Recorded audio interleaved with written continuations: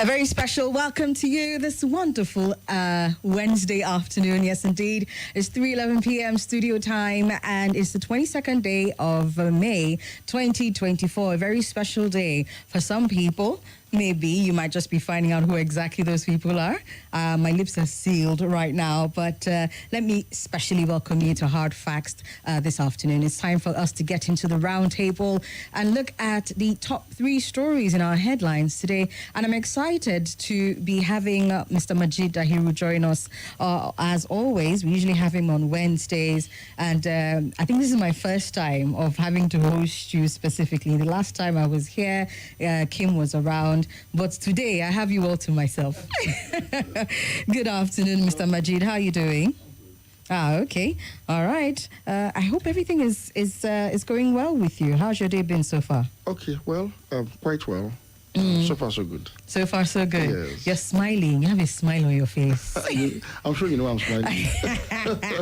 Okay, let's not get into that quite yet. Let's not derail from the conversation. All right, then. It's time for us to get into the round table. We're doing this from now up until 4:30, and we're looking at all the major conversations in the headlines today. Some great, some not so great, but we'll be getting into it one at a time and analyzing. Remember, we're streaming live on Facebook and on YouTube as well, so you can join us at Nigeria Info Abuja on either of those platforms and contribute to the conversation as much as you can.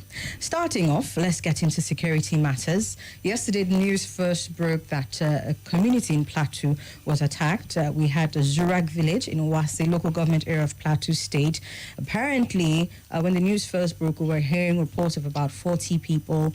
The death toll apparently has been climbing. The number of injured and wounded is also climbing as well. This development, of course, caused residents of the area to flee into neighboring communities. The traditional ruler, Lawal Idris, who said he had participated in the burial of the deceased, said unfortunately, more dead bodies were being recovered after the burial of the first 50. We're now hearing as many as 56 people lost their lives. Yesterday, when the news first broke, residents in the community said that security operatives had not yet arrived at the community. Apparently, even after the arrival of the security, most of the fleeing residents started to gradually return to the community. It was said that they returned after hearing that soldiers had arrived to the community, and they said they are now confident and staying in their homes, but security still remains a problem, even with the presence of the security forces there. Mr. Majeed, let's get into this conversation. Plateau is unfortunately not new to a lot of these security issues. Could there be that there is what are we missing when it comes to just attending to the needs of those communities? Is it that we're not having enough security forces being deployed there? It just seems like they're on their own. I don't know how to go about it. What would you say about that, sir? Okay, first, the issue of the recurring insecurity in Plateau State is one that is troubling in so many ways, but there's something I've consistently talked about, specifically what it has to do with Plateau State specifically. And that is, you can't have such levels of killings in these numbers. The last time we had over 120 people slaughtered in Plateau under similar circumstances. We had pockets of killings since then too. And this one again, we are talking about over 50 people also slaughtered. And each time the state government and the security agencies are reacting to these killings, you begin to wonder what is so difficult in contextualizing the security challenges on the Plateau. Nigeria is the only country I know, and specifically the Plateau, where these levels of killings take place. And the state government, especially under Governor Caleb Muftwang, is unable to tell us the nature. Oh my God.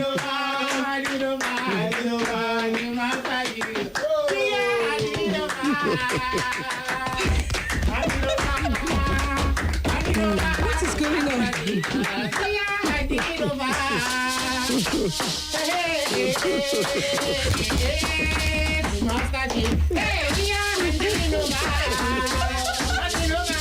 part of this. I promise you, there's. Oh my God. Happy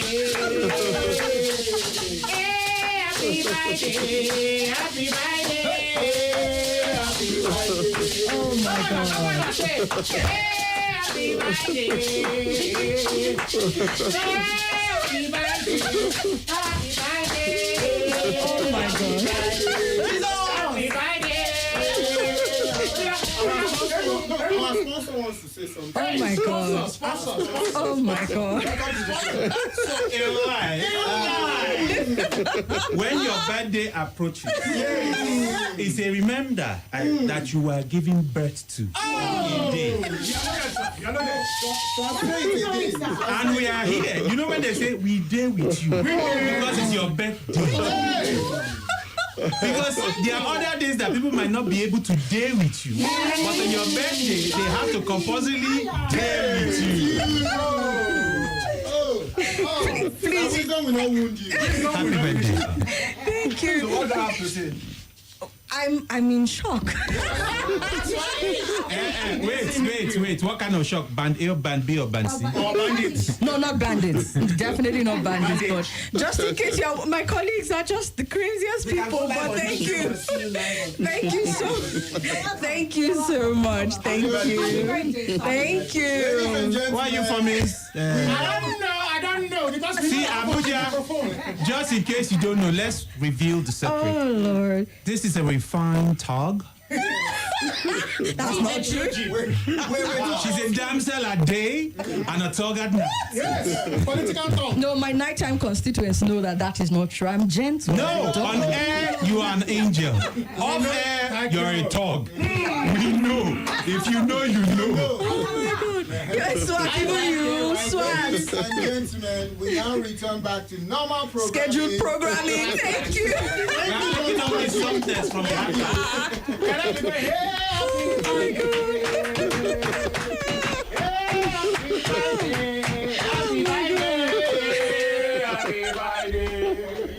I was ambushed. I promise you, So I was ambushed. You know why I was smiling earlier now? So you knew this was going to happen.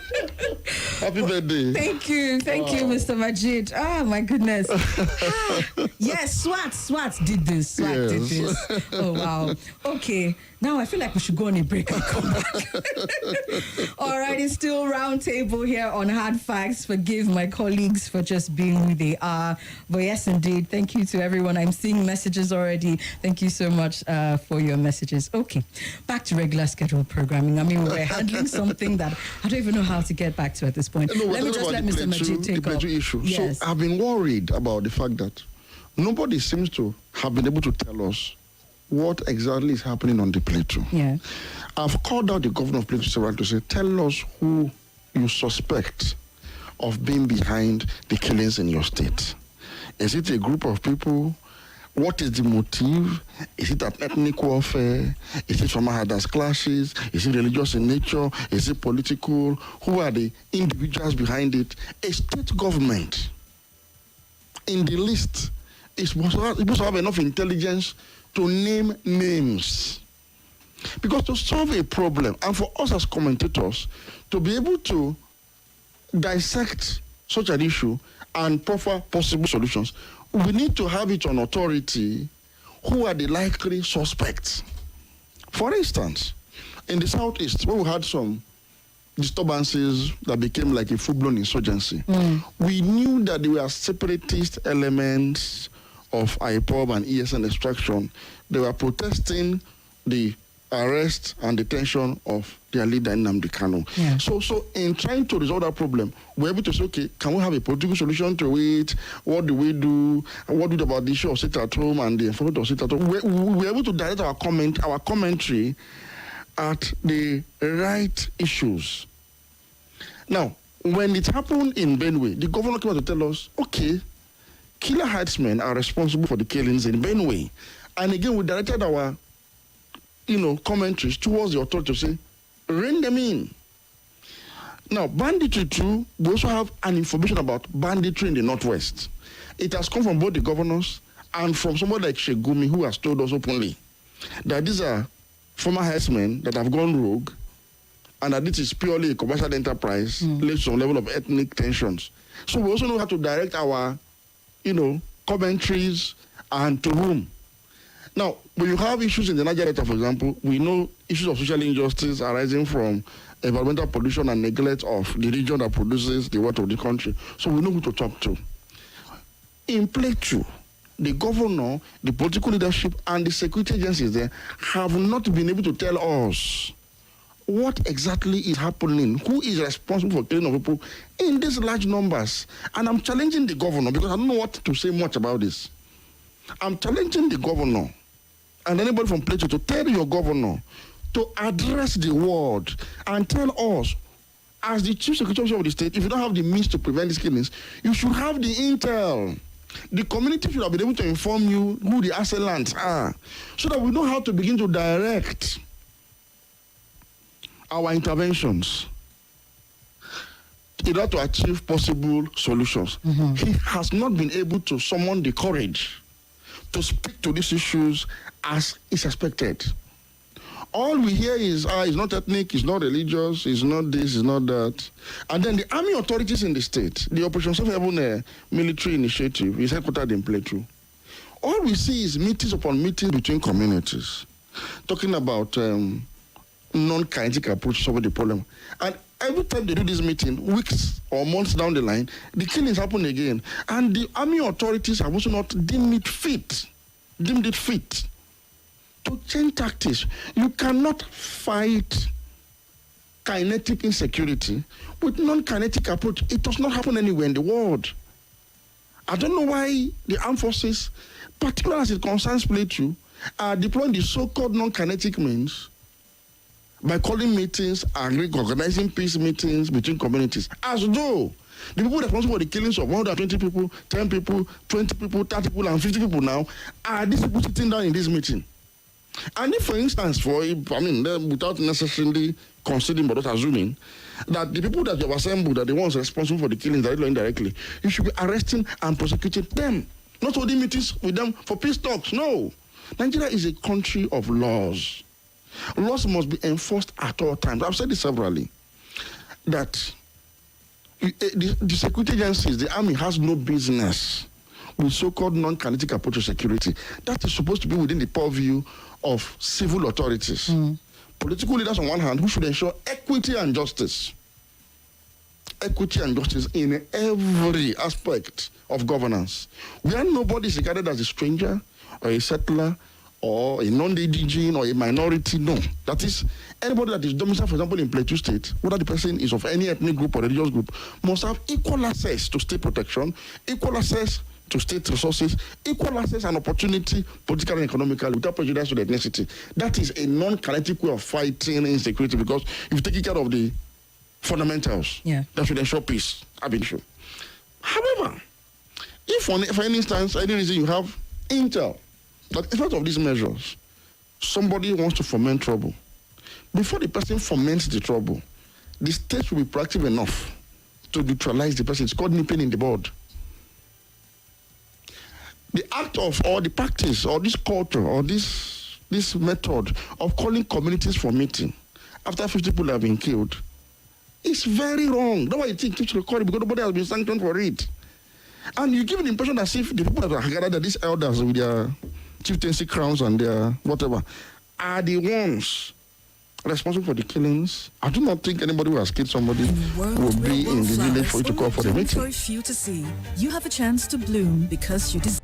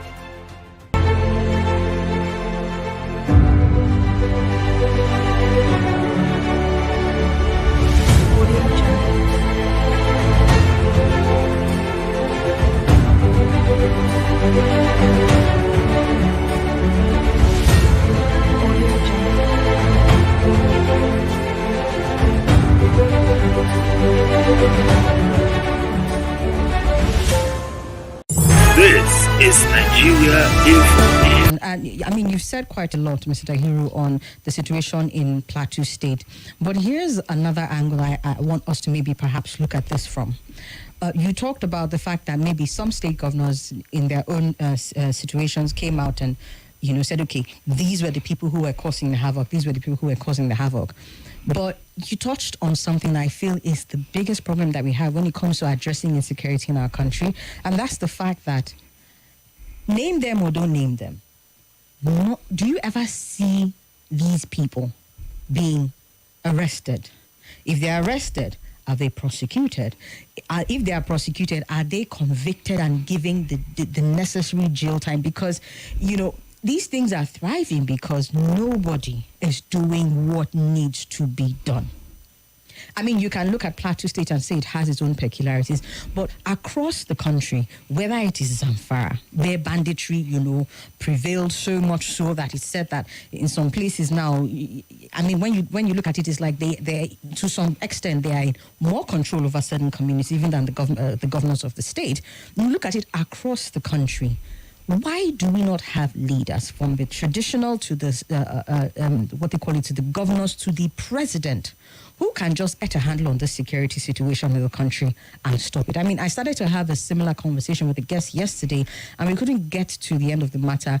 And he alluded to the fact that you can't understand what's going on in Nigeria. And I see these things happening day in, day out, day in, day out. Maybe the governor will come and utter some statements that really holds no water. I mean, the last time there was one in April, Governor Mutfwang came out and said he was fuming and urging security operators to hunt perpetrators. There is no deliberate act. There's no deliberate move to completely cut this off. I'm not talking about stemming it now. I'm saying cutting it off completely. Why are we not seeing that? I mean, if you even look at it from the perspective of the military men who are out there, combating this thing to the level that they can, we know that our military men are capable of handling security situations. It just seems like everybody is now helpless and looking at the situation and they're not knowing what to do. What are we missing here? Okay, I'll tell you something. It's the political will at the various levels of government to do the needful. I'll tell you why I raised the issue of solving the security challenge starts with proper diagnosis, identification of both the perpetrators and the victims, and the pattern of attacks, and the possible motive. Now, this helps you to now know how to solve the problem. So if you think that this is a problem that is arising from injustice, for instance, if you feel somebody was oppressed, somebody was deprived, and the person is revolting because they didn't get justice. So you need to look at how do you address the root cause of this matter while upholding law and order anyway, whether to contain the armed insurrection at the same time. Now, if you think that, okay, no, there's nothing about injustice, it's about just criminality. Somebody just wants to make money and see easy ways to make money. So he comes to the community, abducts everybody, goes to the forest, starts making calls, and monies are done for him, and he releases them. So you also know this is pure criminality. You now begin to think of how to solve it. And you begin to call out the authorities on ways to solve it and point out their failure. So for instance, let me give you this clear example. Sometime in 2016, Governor Rufai made the startling revelation that the people killing in southern Kaduna were Fulani herdsmen. These are his words, not mine. If you Google it now, it will come out. And said because their cultures and members of their community were similarly killed in the 2011 post-election violence that rocked that state. And so the killings now are reprisal attacks for these earlier killings. And that they mobilized people from across the Sahel to come in and prosecute us. Essentially was a tribal war against some southern Kaduna communities. And in order to stop this problem, he has gone to beg them and he has done the needful using his own ethnicity as one of them to appeal to them, to their conscience to stop. So he's now in charge of the state. Now, what the man did in essence is, you could condemn him for the methodology with which he adopted to solve the problem, which is appeasement. But he was able to at least tell us who was responsible for the killing. And so some of us in the public said, Mr. Governor, you shouldn't have appeased them. You should have brought down the full wrath, the full weight, the full might of the state on them, while addressing the case of injustice against members of the same community in the past. And if possible, bring those who killed Fulanis in southern Kaduna to justice, because it is not a statute bad matter. Criminal matters are open forever. Yeah. So you can bring back this matter. It's something you can bring back. I say, look, you were identified to be responsible for killing people in this. So you allow the law to take its course on these people. At the same time, you prevent the reprisal, because you know why? The people they have come to kill them are not the ones directly responsible for the killing of members of their community. Yeah. Because those who have the capability to kill people will not stay at home and allow you to come and kill them. That's why reprisals are not allowed in human community. It happens only in the animal kingdom. So we called him out on that. And guess what? Many years later, El-Rufai adopted our position. When he said, look, I've tried to appease these people, it doesn't work. Mr. President, bombard all of them, including along with collateral damage. We don't mind. It's worth the sacrifice. Meaning, that was the conversation. Initially, people were opposed to our position. He held on to his own. But at the end of the day, because we knew the source of the problem, we came to an agreement that they needed to declare these people terrorists and deal with them. What started in the banditry in Zamfara, Katsina, and other places, the same conversation was taking place. A senator from Zamfara, remember, Kabiru Marafa, brought the matter to National Assembly and was pointed, something happening in my state, and it became a national discourse. As long as we were able to say, look, this thing is pure criminality, pure, and that the state should deal with this matter decisively. But unfortunately, the central government then saw it as a communal crisis and brought it under the banner of former herders clashes, and we said, no, this is no longer former herders clashes. So what I'm saying is that we had conversations until 6 years later, the government decided to declare them as terrorists. And we saw some effort. And today we have real military operations going on in that part of the country against bandits. So you hear reports regularly from the military about bombardment of bandit camps. It was in pursuit of bandits, for example, that they bombarded a civilian congregation of people who were celebrating a Muslim festival. So at least the government has been moved to action to say, okay, no matter how reluctantly, that these people posed a threat to the country, so they needed to be neutralized. The same to Boko Haram, when it started, there were lots of confusing signals and narratives around Boko Haram, but at the point we agreed that these people are terrorists and we are out to pull down the state, and the military was deployed to contain them there.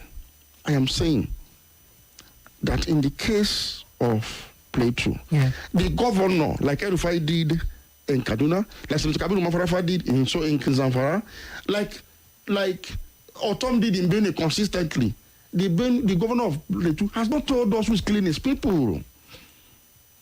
He needs to tell us, he needs to give us preliminary and primary information as to this is what is happening. Let us know the nature of the killings. Is it a conflict between two people? Is it a case of one community trying to wipe out another? Is it a case of genocide? What exactly is happening? You are a journalist. You've been following the crisis in Gaza, right? Yeah. October 7th last year, we saw a group of people that said they were carrying out an operation called Operation Al-Aqsa Flood. They were Gazans, they were Palestinians, they were of the Hamas faction or the Palestinian leadership. And then they violated the territorial integrity of Israel, killed some people, including service personnel, and took away hundreds of people into captivity. The media aptly labeled all of the participants in this crisis. And then Israel deployed IDF, entered Gaza, and it's about annihilating everything in Gaza. The media is also shouting that, hey, genocide is still taking place because you have, this one has gone beyond an eye for an eye. This is now an eye for a community.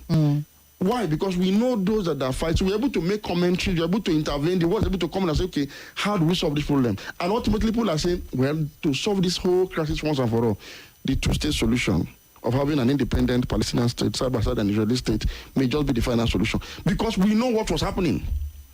If I don't know what's happening in Plateau, if the governor has not told me, I don't have the authority to invent what is happening. And I'm saying this because we need the media, we need the people of Plateau to tell their governor to speak out. Governors may not have the means to contain crisis because they don't have their own security apparatus. And even the available ones are not so, well equipped and all of that, and they're overstretched. But the governor can tell at least what is happening. We've seen that in Katsina. Masari came out to tell us what was happening. In fact, the former governor of Zamfara, who's now the Minister of State for Defense, also made a lot of statements about, it was the Hausa vigilante that oppressed the Fulani people, and that made them to start reacting. At least there was a narrative. There was some level of identification. If you go to the police station, for example, for any reason, and you have to feel an incident from your ethnicity, your religion, your tribe, everything will be put down because they want to know if you had committed a crime, what may have been responsible? Is there a sociology to your crime? Is there a cultural? What are the circumstances surrounding your criminal activity? It is part of crime-solving mechanism. Now, on the issue of not being able to tackle this issue, I'll tell you why that is the problem. Again, it's lack of political will. Okay. Particularly in northern Nigeria. You see, most governors of the north, having identified the real problem, decided to use pacifist approach. That is, dialogue here, amnesty if possible, carrot method. So you see them going to meetings with the military command and coming and telling you want to deploy non-kinetic approach. And I've always said, you can't solve insurgency with non-kinetic approach. It does not work anywhere in the world. Does that also explain why even when these people are apprehended, yes, we now have things like, what's that word, that rehabilitation as opposed to outright prosecution. And if found guilty, neutralization. Look, let me give you a small example.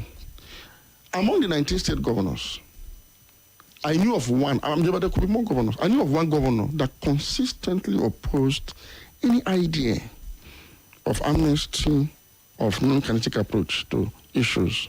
I like the fact that you started with amnesty because I take that back to the actual amnesty program that began in the Niger Delta before you even have what happened. Let me digress a bit because people often confuse what happened in Niger Delta with what people like Gumi are asking for today.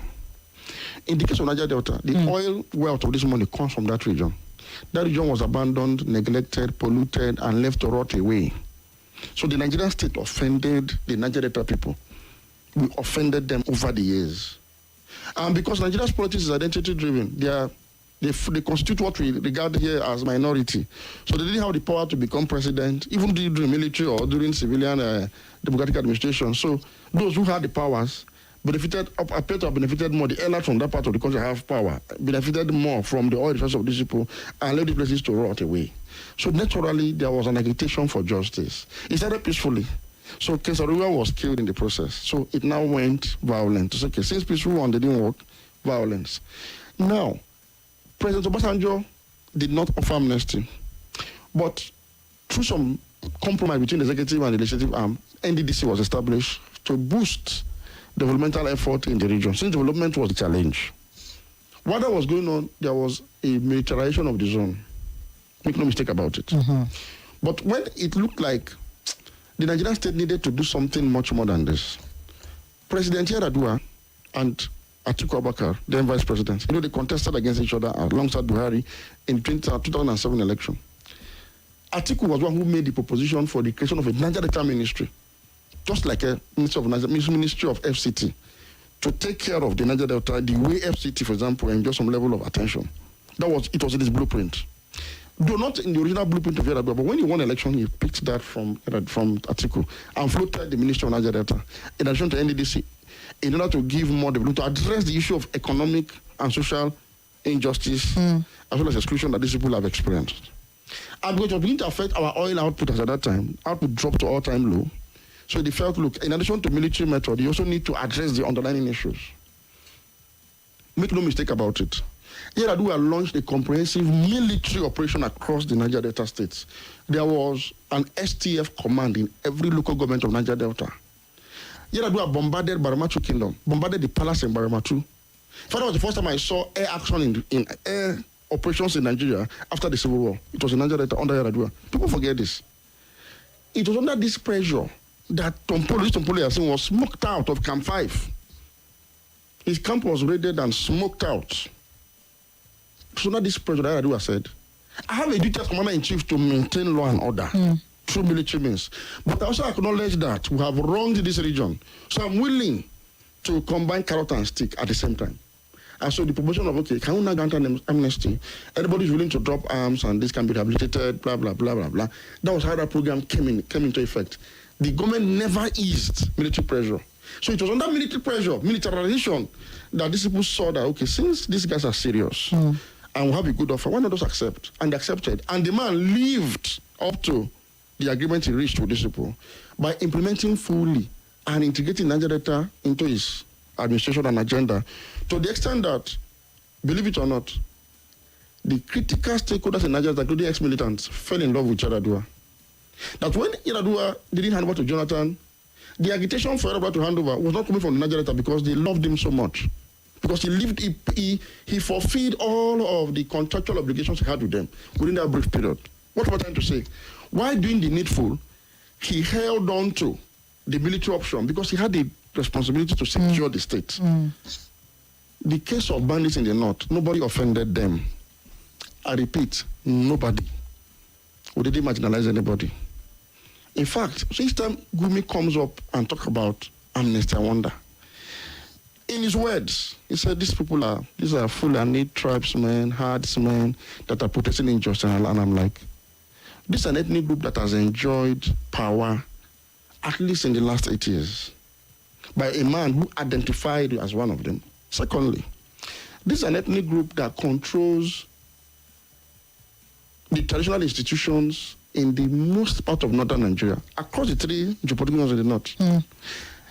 If you want to talk about privilege and power, I don't think any ethnic group comes ahead of the Fulani ethnic group in Nigeria. How can such an ethnic group that controls Sokoto, that controls Katsina and Co, politically, traditionally, and otherwise, now complain of marginalization to the point of now abducting fellow Fulanis along with anybody that's available into the forest to collect ransom, and somebody justifying that? So it's unjustifiable. It is pure criminality. There is no basis for anybody to canvass amnesty for such a group at all. And I've said this that the Fulani allies themselves have a responsibility to come out and debunk this and press for military actions against people because they have become the biggest victims. Now, unfortunately, most governors in the north appear to toe this part. Even the vice president today is talking about a Pulaku solution to the problem because these are former headsmen. They need to bring out about 50 billion is being planned to be used. And I'm like, why do we like pouring kerosene into fire? Doesn't that speak to an underlining issue there beyond what we are seeing? That's what I'm saying. That is what has limited the response mechanism of those who are supposed to actually act as chief security officers of this country or as commander-in-chiefs of the Federal Republic of Nigeria. Something happened in Kogi last week or 2 weeks ago. You heard of the abduction at the university in Osara when bandits went into classrooms at night and abducted students. Yes. But what you may not have heard in the media is that for the first time in recent times in Nigeria, a true rescue operation took place. A true rescue operation. I talked about a governor in northern Nigeria who never believed in... That governor was former governor of Kogi, Yabelo. You can say anything you want to talk about Yabelo. You can say anything when it comes to security because he took a decision to tackle insecurity within the means available to a state governor. So you know what he did? He constituted hunters into a vigilante group across communities. And when this new governor came in, sometime in April, he acquired 120 vehicles and 44 bikes to fortify the security arrangement with hunters, police, civil defense. So when this abduction took place, 24 hours later, the state government gave a statement about the number of students abducted, circumstances of the abduction and all. While that statement was being delivered by the Commissioner for Information, Kingsley Fanwo, a military operation was already underway. And over in 48 hours, the first set of 9 students were rescued. And as at last week, they've rescued about 20 and only 4 are left with. And in the rescue operation, on the side of the government, casualties were recorded. On the side of the bandits, casualty figures were recorded because it was a gun battle. You know why it was possible? The governor, just like his predecessor, they felt that we need to combat this matter fire for fire. Ordinarily, he would have thrown his hand in the air and start calling for negotiation and give money to the bandits as ransom. My fear about this is the more money we pay to these bandits as ransom, because we think that we owe them something, the more they are emboldened, the more they are enriching their arsenals. And I hope and pray that one day we will get to a point where we can no longer even contain them at all or restrain them, and they will overwhelm the state. So a decision needs to be taken at the top by the president, by all governors to say, enough is enough. Honestly. While we still have the time, because the way we are feeding bandits with money and ransom money because we think we owe them something, a time will come, you won't be able to fight them, even when you now want to fight them. We've seen countries that have fallen to bandits and armed groups. Sudan is one of such countries. Somalia, it happened in Somalia. Haiti, is the current example of armed non-state actors taking over the state because the state became increasingly weakened because of incompetent political leaderships that are really, placing their ethnicity and religions over and above their citizenship of the state. I think I remember the case in Haiti, if I remember correctly. There was an interview conducted where I think one of the foreign media outlets went there and had a conversation with them. And you could tell that it didn't start out, they didn't just start out in criminality. There was some use of those groups by even the recognized state actors, which they could not then manage, and then it ended up out of control. Yes, going out of hand. Yes. All right, we need to move on to the next story, but I think it's clear here what needs to be done. And so the governor, start by telling us who is killing your people. Who do you suspect of killing your people? They will not interrogate your suspicion and say, okay, yes, he's right.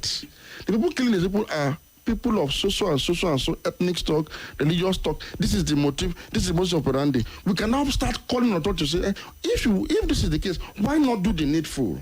But now we are at loss. Nobody can say for sure what's happening in place until the governor opens his mouth, like other governors have done before, to tell us what is happening. So here's the thing, as we wrap up this particular headline, I don't believe that the people of the state are without information and intelligence as to some of the things that are happening in their state. And the governor is the purpose to convey that intelligence to the people, to the public, to the country, to say, this is what is happening. You see, tell us. When you tell us, they will not know how to solve it. Look at the governors of the South when they came in. They identified sit at home as a challenge. Soludo, Governor Mba, that is a challenge. Our people are the ones involved, though. And they began to put measures in place. They adopted all forms of measures, but they didn't compromise military. At the point, Enugu was militarized, not completely a militarized zone. The governor brought in the military, brought in the police. I want people to be enforced on coming out on Mondays. In fact, at the point, he was penalizing people that didn't come out on Monday. Yes. And we were like, oh, no, you don't kill people now because they are afraid. You have to just guarantee security first over a period of time. People will come out. That is how governments should show seriousness. But we've not seen this in areas that are affected by this level of mass killing. For all the rascality that took place in the Southeast, I don't know of any time that any group in Southeast entered the community and killed 50 people at the same time. It didn't happen throughout. The anger was acted at the state, the police stations here and there, and those that maybe were sitting at home, you could see, you knew what they were doing. But how can a group enter and kill 50 people and nobody can tell us who's responsible? I don't understand. Something is wrong. All right. So, of course, the governor has his role to play, and here's what I'm saying. The people in the state, it hurts the most, I believe. It can't hurt as much as it's hurting the people in the state who are losing their families, who are losing their communities to these things. Even if you're not resident in the state, a call must be made to hold that governor, get him to start answering these questions and giving information such that people can better protect themselves and know how to act, and so that you can even have... I don't even believe that the president is without information on this. If you look at somebody needs to step up. If you look at what happened in the Southwest, because the governor rose and said, enough is enough about these killings. And they formed an Amoteku. Because they knew what was responsible. They said, hey, so and so, leave the forest, do this, do that. They formed a group called Amoteku. And they have tried to bring it under control. Not 100% yet, but under control. Recently, Afeni Ferreira said, okay, we now need state police. These are solutions now to a problem that has been identified. Yeah. If you don't identify the problem in Plateau, how do I provide solution? How? Okay, now that some of the state governors like the governor of Zamfara right now is resisting any form of pressure to negotiate with bandits. And I have called severally to say, look, he has formed a vigilante group. But those vigilantes are carrying local guns and pump action. Pins compared to what the... And in the first operation that they went for, 7 of them were slaughtered by bandits that are carrying sophisticated weapons. So because at least we've seen the effort on the part of the Zamfara state government now, the current governor of Katsina state, who has also formed, we're talking about, look, let us have some level of military approach to this situation. And we're now saying, can the federal government now allow these states to recruit these their vigilante groups into the civil defense corps? Now, during war, it's called conscription. If there's war today in Nigeria, you can conscript people into our services to defend the common area. So I'm saying, why not allow these vigilante groups that are being formed across board, including the ones in Kogi that I just talked about, that follow the bandits into the forest, trail them, and get them bumper to bumper, close marking, in order to retrieve some of these people. Why not allow these hunters now to be recruited into a volunteer unit in the civil defense that the state government can keep funding? But the difference is you give them the right caliber of weapons. If we then guns and pump actions, these people are still able to hold communities a little bit in safety and security. Imagine what happened to give them sophisticated weapons that can match that of the bandits. So why are we bringing all these suggestions? Because we have identified the problem. It's when you diagnose an ailment, you can now know how to serve the right antidote. Again, Plateau government has not told us what happens in the state and what is happening. When he tells us, we will know what to tell the government to do in that regard, and himself too, taking the lead. Well, Usman from Gariki is here saying it's the responsibility of the security agents to know those who are behind the killings in Plateau, not the governor. What have the security agencies said that they have found out about the non-kinetic approach they have adopted? He says the truth of the matter is that government at the federal level cannot say they don't know who the killers are. That's what I'm saying. The responsibility now on the man whose people are being killed. The commander in the military commander in Plateau. Yes. Is an officer, is a general of the Nigerian army, but not from Plateau State. This is not prejudice to his suitability to serve there. I'm just saying. If he's refusing to tell us who is killing your people, you were elected to be the chief security officer. Tell us so that we can now tell the commander to say, Mr. Commander, why are some people killing people in Plateau and you're not doing anything about it? I'm aware that the government has not said, the federal government has not said anything about it. I'm not absorbing the federal government. I'm aware, for example, that the army authorities, the police have not told us anything tangible about Plateau. So the governor should tell us the same way it happened in Benue. The federal government didn't even acknowledge the killings in Benue when it started happening. If you remember, the federal government didn't acknowledge. The media started now calling on the federal government to say, something happened in Benue. Mr. President, go and visit. Yeah. It was Autumn that informed the world what happened. And when we investigated, we discovered that it was true. And the pressure was now put on the government. And when Buhari eventually went to Benue, he said he didn't know that the IG didn't go to Benue until now he came and he was told that he didn't come, even after he told him to relocate to Benue. But at least the governor spoke out when the federal government, dilly-dallied and didn't want to say much. The governor spoke out, and we now put pressure on the government. I'm saying, as an analyst, I'm not a general, I'm not a police chief. For me to comment on this matter the way I can comment on any other security challenge in this country, the governor should do me the favor and do us the favor of telling us what's happening in the state, so that if the government at the center has the responsibility, as the gentleman that just responded said, it's not doing the needful, we cannot use the evidence, the information available to us from the state government to call them out. So tell the governor to speak up. Okay.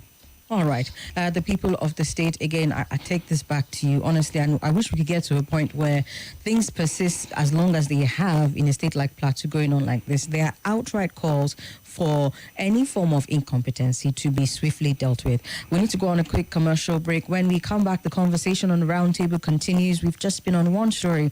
As painful and as hurtful as that story is, we had to get into it. We will be looking at two more stories before we wrap it up with Mr. Majeed Dahiru. Do stay with 95.1 Nigeria Info. Get ready to take your taste buds on an adventure with Eat Right.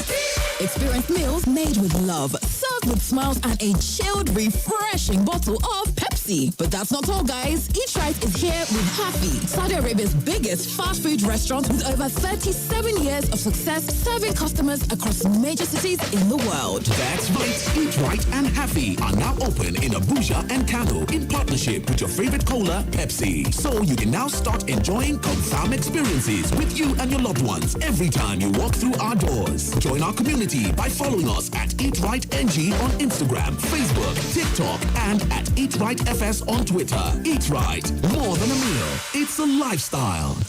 Back to back and back of the biggest talk on your number one station for talk, Nigeria Info. Abuja, get ready for I Beg to Differ debate. I feel optimistic to lend my voice, especially at this challenging time when indiscipline in schools reigns supreme. People, especially students, have used this opportunity as an excuse to become lazy. The premium brand debate of young stars exclusively on Nigeria Info FM, Abuja. Students are becoming over-reliant on AI tutoring systems. The competition is here and they are ready for the showdown. The winner wins 1 million naira and participates in the grand finale with students from finalists around the country. Be part of the debate through sponsorship. Call John on 08037003120. In conclusion, AI isn't all good or bad. It depends on how we use it.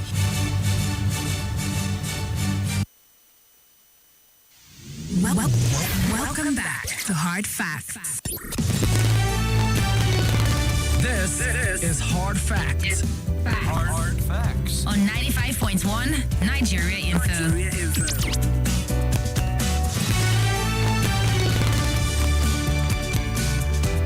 Welcome back to Hard Facts on your number one talk station, 95.1 Nigeria Info. We're still on the round table. See if we can get into this story very quickly before the news comes on. Heavy security has been put in place as Kano Assembly begins process to repeal emirates created by Ganduje. The proposed amendment of the Kano Emirate Council laws on Wednesday scaled through the first reading on the floors of the Kano House State of Assembly. Speaker Ismail Jibril Falgore on Tuesday unanimously adopted the motion raised by Majority Leader Lawan Hussaini and Grossa to amend the Emirate law. Apparently, this move is intended to repeal the division of the Kano Emirate into 5 independent units orchestrated by former Governor Abdullahi Ganduje. At the resumption of plenary on Wednesday, amid heavy security deployment within and outside the Assembly premises, the Clerk of the House, Bashir Idris Diso, presented the adopted amendment law for first reading. Falgore, who moved for members' reaction, subsequently passed the motion for the first reading in the absence of no objection. The Assembly has reserved the bill for Thursday for subsequent legislative process and possible amendment. The Emirate Law of 2019 gave impetus for the establishment of the new Emirates with first-class chiefs including Kano, Bichi, Ranu, Gaya, and Karaye, with designated areas of local governments allocated to each of the emirates. There's more to the law, but let's just take the next 2 minutes to get Mr. Majeed's opening thoughts on this before the news comes out. It is a serious issue. And the little I will say before we come up on the break is that if politicians have refused to allow traditional tools to remain traditional without politicization and without this, back and forth that we are seeing, particularly as it concerns Kano, then we can as well abolish the traditional relationship system in Nigeria. So nobody can just have their rest. It has been bastardized. I mean, one governor comes in and splits it into 5 because of political differences with the sitting emir, and then another government is about to reconstitute them back into probably one emirate because of their good relationship with the deposed emir. How did we reduce ourselves to this level where, at the whims and caprice of a governor, he can do and undo a 1,000-year institution without any form of checks and balances? So it's a serious issue. Maybe we'll talk more about it when we return from the break. Okay. All right, let's quickly go on that news. Dorcas Atinuke Bija is here to take us on, and we'll be back with the conversation afterwards.